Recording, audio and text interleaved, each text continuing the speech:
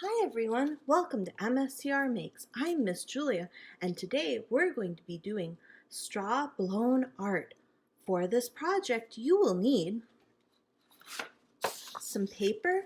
If you have thicker paper like cardstock, I do recommend using thicker paper, but if you just have regular paper, that's okay too. I like to use one sheet that's smaller and one sheet that's bigger. The bigger sheet will help act as a barrier so that my table doesn't get dirty. You'll need some food coloring, some water, a paintbrush, a straw. This one is from inside my water bottle, and something to mix your colors in. I'm going to be using a mini muffin tin, but you could also use some small bowls or cups. You can pause the video here and go gather your supplies. Now that you've had a chance to gather your supplies, I'm going to move some things out of the way.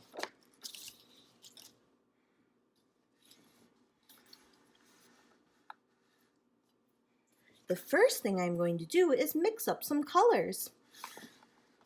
I'll put a little bit of water into my muffin tray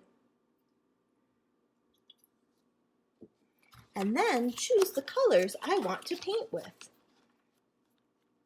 I think I'll make one blue,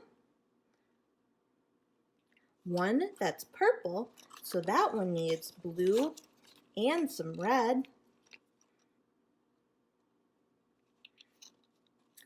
one that's red, and I'll also use my green. You can mix whatever colors you want to make for your straw blown art.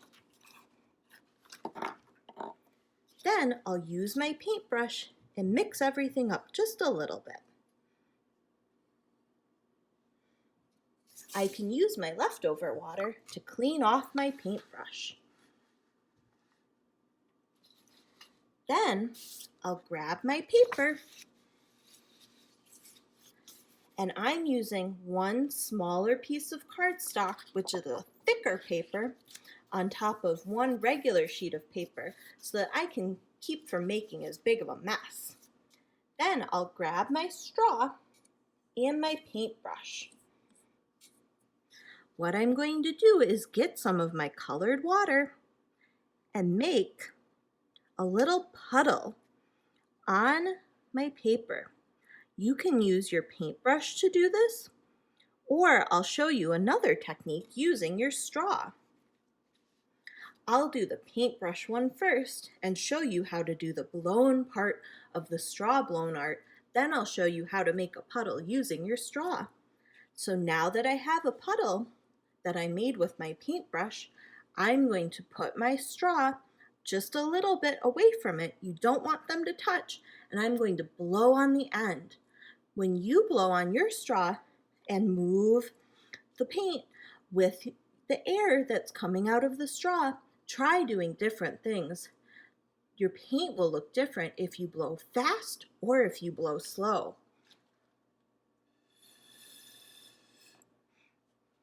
That one I blew kind of slow on, and it made some big trails. Next, I'll show you how to do this with your straw. So you'll pick your color that you want, put one end of the straw in your color, and put your finger on the other end. Hold your finger on really tight to create a seal so that all of your finger is touching, and you'll pick up a little bit of liquid down at the other end, and you can let go and make a little puddle that way too.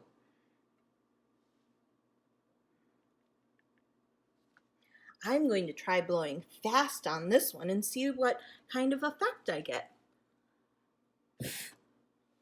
Whoa, that was really cool. When I blow fast, it makes lots of little trails of paint. I'm going to do one more. I think I'll blow fast on this one too. Whoa, That was super cool. This is also why I like to put down another sheet of paper, just in case. Now you're going to want to find a safe place for your painting to dry. It might take a while if you have some areas that have a lot of water sitting on them. I'll show you some that I did earlier. Here's one that I did on some cardstock. You can see the areas that I made fast blows on my straw and some that I did more slowly. Here's one I did on regular construction paper. You can see how this one, the shapes are not as well defined or the edges aren't as clean and sharp. One of the other things that I think is really cool is on this one, you can see some of the areas are dark and some of them are light. The areas that are dark had the puddles that were left on them, and the areas that are light were the areas that I blew all of the paint away from. Well, I hope you enjoy making lots of straw blown art, and I hope you've enjoyed this project. I'll see you in the next one. Bye!